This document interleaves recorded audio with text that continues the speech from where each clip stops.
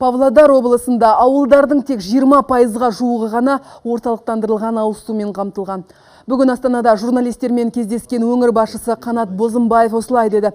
Оның айтуынша, осы күні 60-тан астам ауылды тіршілік нәрімен қамту үшін тиісті құжаттар дайындалған.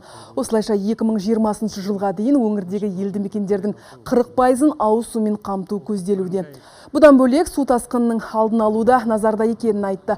Жақын күндері бөгеттерді күшейту жұмыстары басталады. Сондай-ақ құрылысы тоқтап, қаңқасы қирай бастаған оқу орталығының мәселесіне қатысты сауалымызға да жауап берді. Кеше ғана біз бұл туралы сюжетті жаңалықтарымыздан көрсеткен едік. Қанат Бозымбаевтың айтуынша, бұл оқу орнын салуға Білім және ғылым министрлігі жауапты болатын.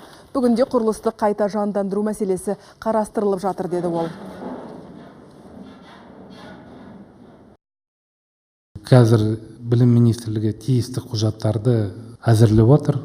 Күзге қарай ол дайын болса, тиісті заявканы қаржы министрлігіне беретін шығар, ол кезде оны қолға алуға болады.